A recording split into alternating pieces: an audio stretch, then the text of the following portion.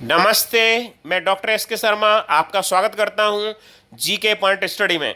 हमारे चैनल की टैगलाइन है be update in your life. तो आज हम नाइन्थ क्लास एनसीईआरटी के साइंस की सेकंड यूनिट का तीसरा पार्ट डिस्कस करेंगे। अगर आप अन्य दो पार्ट को देखना चाहते हैं तो आप आई बटन पर क्लिक कर सकते हैं, आगे पीछे आपको दिख जाएंगे अन्य दो पार्ट। ये तीसरा और लास्ट पार्ट है सेकंड यूनिट का। सेकंड यूनिट का टाइटल है is matter around us pure. तो सबसे पहली चीज आती है crystallization. This technique is use for purifying solids. इससे हम सॉलिड्स को प्यूरिफाई करते हैं।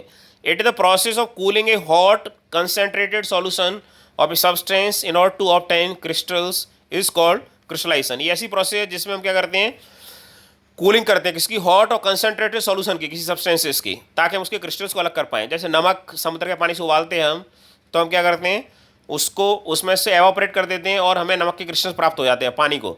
Late us understand with following example. Dissolve a small amount of impure copper sulphate into minimum amount of water in a china dish, then filter this solution. अगर copper sulphate से हम impurities को अलग करना चाहते हैं तो हम क्या करेंगे, कॉपर सल्फेट में थोड़ा सा स्मॉल अमाउंट ऑफ वाटर हम इसमें क्या करेंगे, डिजोल्व कर देंगे पानी में।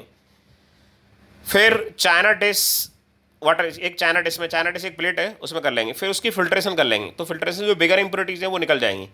दूसरा, to obtain saturated solution evaporate water from this solution. फिर हम क्या करेंगे, पानी को एवोपरेट कर देंगे, ओपन में छोड़ देंगे, धीरे धीरे पानी एवोपरेट हो जाएगा। Cover this solution with A filter paper, और इसे एक फिल्टर पेपर से हम कवर कर देंगे। Leave it undisturbed for a day so that it can cool slowly. फिर इसको धीरे धीरे ठंडा होने देंगे। Then you will obtain crystals of copper sulphate, और आपको कॉपर सल्फेट के फिल्टर प्राप्त हो जाएंगे। ऐसा ही हम समुद्र के पानी से नमक प्राप्त करते हैं, उस कंसेंट्रेटेड सॉल्यूशन से भी पानी को एवोपरेट होने देते हैं और हमें नमक के क्रिस्टल्स प्राप्त हो जाते हैं। अब है physical change. A change in shape, size, state of a body without any change in chemical composition is said to be physical change. अगर किसी सब्सटेंस के शेप में, साइज में या स्टेट में कोई चेंज हो रहा हो बिना उसके केमिकल कंपोजिशन में चेंज हुए, तो उसे हम बोलते हैं फिजिकल चेंज। जैसे आप देख सकते हैं कि वाटर की अगर हम कूलिंग करेंगे तो आइस बन जाएगा, हीटिंग करेंगे तो स्टीम बन जाएगी। लेकिन स्टीम का या आइस का जो केमिकल कंपोजिशन है वो पानी के जैसा ही है, H2O, वो अलग नहीं है। तो ये एक फिजिकल चेंज है। Chemical change, when one substance combine with another to form a new substance, और when a substance splits in two or more than two substances, then such change is said to be chemical change. Chemical composition of new substance is not same with the initial substance. जब दो या दो से ज़्यादा substance एक साथ जुड़ते हैं और एक नया सब्सटेंस बनाते हैं तो उसे हम बोलते हैं केमिकल चेंज। और जो नया सब्सटेंस बनता है उसकी प्रॉपर्टी पुराने सब्सटेंस जैसी नहीं होती है, या एक बड़ा सब्सटेंस दो छोटे सब्सटेंस में टूट जाता हो तो उसे हम बोलते हैं केमिकल चेंज। नए सब्सटेंस की प्रॉपर्टी पुराने जैसी नहीं रहती है, केमिकल कंपोजिशन चेंज हो जाता है यहाँ पर। Chemical change always takes place through chemical reaction. Chemical change हमेशा केमिकल रिएक्शन के द्वारा होता है। For example, carbon plus oxygen आपका ऐड हुआ तो बन गया कार्बन डाइऑक्साइड।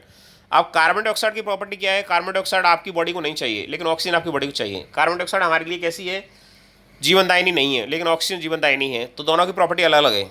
आप नीचे देख पा रहे हैं कि दो हाइड्रोजन के मॉलिक्यूल्स हैं और ऑक्सीजन का एक मॉलिक्यूल है, और वो ऐड हो गए और उन्होंने पानी के दो मॉलिक्यूल बना लिए। अब आप देखिए, पानी की जो प्रॉपर्टी है वो ऑक्सीजन से अलग है। ऑक्सीजन की हम सांस ले सकते हैं, हाइड्रोजन की अलग है। हाइड्रोजन इनफ्लेमेबल है लेकिन पानी इनफ्लेमेबल नहीं है। तो केमिकल कंपोजिशन नया हो गया, केमिकल कंपोजिशन में चेंज आ गया। Pure substance, it is defined as the substance which is made up of only one type of atom और मॉलिक्यूल। ऐसा सब्सटेंस जो एक ही प्रकार के एटम या मॉलिक्यूल से मिलकर बना हुआ हो उसे हम बोलते हैं प्योर सब्सटेंस। जैसे पानी एक ही प्रकार के सब्सटेंस से बनकर बना हुआ है, H2O, वही मॉलिक्यूल आपको हर जगह नजर आएंगे। Pure substances are of two types, ये दो प्रकार के होते हैं मेनली। पहला एलिमेंट और दूसरा compound. Elements, first of all Robert Boyle use the term element in 1661। सबसे पहले रॉबर्ट बॉयल नाम के वैज्ञानिक ने एलिमेंट शब्द का प्रयोग किया 1661 में। A French chemist A Antoine Laurent Lavoisier experimentally establish the definition of element.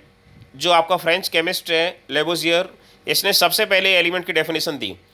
According to इस definition, an element is basic form of matter. Element किसी भी मैटर का बेसिक फॉर्म होता है which can not be broken down into simpler forms of substances by chemical reaction, जिससे chemical reaction के माध्यम से और सिंपलर फॉर्म में नहीं तोड़ा जा सकता। Elements are further classified as, elements भी फर्दर 3 प्रकार के होते हैं। पहला है मेटल्स, दूसरा है नॉन मेटल्स और तीसरा है metalloids. Metals, all metals are found in solid state except mercury, जो आपकी मेटल्स हैं वो सभी कैसी होती हैं, सॉलिड स्टेट में पाई जाती हैं मरकरी के अलावा। दे हैव लस्ट्रस अपीयरेंस, चमकदार इनकी सतह होती है मेटल्स की। Melting points and density of metals is also very high, इनका मेल्टिंग पॉइंट और डेंसिटी ज़्यादा होते हैं, भारी होती हैं। They are good conductor of heat and electricity, ये हीट और इलेक्ट्रिसिटी की अच्छी कंडक्टर होती हैं। Most of the metals are ductile and malleable nature, ये आपकी डक्टाइल भी होती हैं और मेलेबल भी होती हैं। डक्टाइल मतलब जिससे तार बना सकते हैं जिस प्रॉपर्टी के कारण, और मेलेबल मतलब जिस प्रॉपर्टी के कारण इनको सीटों में ढाला जा सकता है। इसके लिए आप आई बटन पर क्लिक करके हमारी फर्स्ट यूनिट का वीडियो देख सकते हैं, 9th क्लास की साइंस की फर्स्ट यूनिट का वीडियो, उसमें ये सारी चीज़ स्पष्ट की गई हैं। फिर oxides of metals are basic in nature, अगर आप किसी मेटल के ऑक्साइड जो होते हैं वो बेसिक होते हैं नेचर में। 2 प्रकार की चीज़ होती है, एक होती है आपकी एसिडिक और दूसरी होती है बेसिक, तो नेचर में बेसिक होते हैं। जैसे आपका सोडियम ऑक्साइड है, अगर आप उससे पानी से रिएक्शन कराएंगे तो सोडियम हाइड्रोक्साइड बनने वाला है उसमें, वो बेसिक होगी नेचर में, बेस जैसा नेचर होगा उसका। मेटल्स आर कोरोडेबल, मेटल्स में जंग लग सकती है। Metals are hard except sodium, सभी मेटल्स हार्ड रहती हैं, सोडियम नहीं रहती है। सोडियम को आप चाकू से काट सकते हैं। Metals can lose electrons, metals आपके इलेक्ट्रॉन्स भी खो सकते हैं। मेटल्स आर सोनोरस, सोनोरस मतलब अगर आप उसको हिट करेंगे तो उसमें साउंड आएगी, रिंगिंग साउंड पैदा होगी। Examples of metals are sodium, calcium, gold, silver, copper, zinc, iron, ये सभी मेटल्स होते हैं। अगला है non metals. Non metals are found in all 3 forms, liquid, solid and gas, ये तीनों रूप में पाए जाते हैं आपके, सॉलिड में भी, लिक्विड में, गैस में भी। They are non lustrous and brittle in nature, ये नॉन लस्ट्रस होते हैं, चमक नहीं होती इनमें, और ब्रिटल होते हैं। ब्रिटलनेस को समझने के लिए आप फर्स्ट यूनिट का वीडियो देखिए हमारे चैनल पे ही। They are poor conductor of heat and electricity, ये हीट और इलेक्ट्रिसिटी का अच्छा कंडक्टर नहीं होते हैं। केवल ग्रेफाइट ऐसा नॉन मेटल है जिससे इलेक्ट्रिसिटी पास होती है, जो आपकी पेंसिल में ग्रेफाइट रहता है उससे इलेक्ट्रिसिटी बह सकती है। Their melting points and boiling points are low, इनके मेल्टिंग पॉइंट और बॉइलिंग पॉइंट काफ़ी कम होते हैं। They are non sonorous and non malleable, ये आपके हिट करने पर इनमें रिंगिंग साउंड पैदा नहीं होता है, नॉन मेलेबल भी होती हैं, इनसे सीड्स नहीं बनाई जाती हैं। They are found in different colours, ये अलग अलग कलर की भी होती हैं। एग्जाम्पल्स हैं इनके, हाइड्रोजन है, कार्बन है, ब्रोमीन है, आयोडीन है, क्लोरीन है, ये सभी एग्जाम्पल हैं आपके किसके, नॉन मेटल्स के।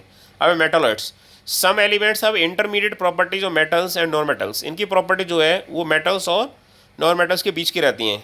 सच elements are said to be metalloids, इन्हें हम मेटलॉइड्स बोलते हैं। इसके एग्जाम्पल हैं बोरोन, सिलिकॉन, जर्मेनियम, दोनों की प्रॉपर्टी हल्की हल्की होती है इसमें। जैसे ट्रांसजेंडर होते हैं आपके, उनका जेंडर ना मेल का होता है ना फीमेल का होता है, उसी प्रकार से आपके मेटलॉइड्स रहते हैं। ये पूरी तरह ना मेटल होते हैं ना नॉन मेटल होते हैं। More about elements, more than 100 elements have been discovered, अभी तक 100 से ज़्यादा एलिमेंट्स जो है खोजे जा चुके हैं। Out of which 92 are natural and remaining are man made, जिसमें से 92 तो प्राकृतिक रूप से पाए जाते हैं और बचे हुए इंसान ने बनाए हैं। Majority of the elements are found in solid state, ज़्यादातर एलिमेंट्स सॉलिड स्टेट में होते हैं। 11 elements exist in gases form at room temperature, केवल 11 ऐसे होते हैं जो रूम टेम्परेचर पर गैसियस फॉर्म में पाए जाते हैं। अगला पॉइंट है mercury and bromine are 2 elements existing in liquid state at room temperature. Mercury और ब्रोमीन 2 ऐसे एलिमेंट हैं जो रूम टेम्परेचर पर लिक्विड अवस्था में पाए जाते हैं। While gallium and caesium becomes liquid at a temperature slightly above the room temperature, और गैलियम सीजियम जो है थोड़ा सा रूम टेम्परेचर से ऊपर जाने पर ही किस में आ जाते हैं, लिक्विड स्टेट में आ जाते हैं, लगभग 303 केल्विन के आसपास। Compound, when 2 or more than 2 elements combine together in fixed proportion through a chemical reaction then compound is formed, जब 2 या 2 से ज़्यादा एलिमेंट्स एक फिक्स प्रोपोर्शन में एक दूसरे के साथ केमिकल रिएक्शन के माध्यम से कंबाइन होते हैं तो एक कंपाउंड बनता है। Compound has different properties from the elements forming it, compound की प्रॉपर्टी उसको बनाने वाले एलिमेंट्स अलग होती है। वाटर एक कंपाउंड है, हाइड्रोजन और ऑक्सीजन से बना है। कार्बन डाइऑक्साइड भी एक कंपाउंड है जो कार्बन ऑक्सीजन से बना है। आपको रिएक्शन दिख रही है C+O2 और ये बना रहा है आपका CO2। नीचे आपको दिख रहा है 2 हाइड्रोजन का मॉलिक्यूल है, एक ऑक्सीजन का है और ये बना है H2H2O। तो ये H2O क्या है, हाइड्रोजन ऑक्सीजन से मिलकर बना है। और कार्बन डाइऑक्साइड सल्फ्यूरिक एसिड है, ये भी आपका कंपाउंड है। कार्बन मोनोऑक्साइड है, ये भी कंपाउंड है, कार्बन ऑक्सीजन से मिलकर बना हुआ है। Thank you very much for watching my video, please like and share this video and also subscribe my channel. Keep watching. जय हिंद, जय भारत।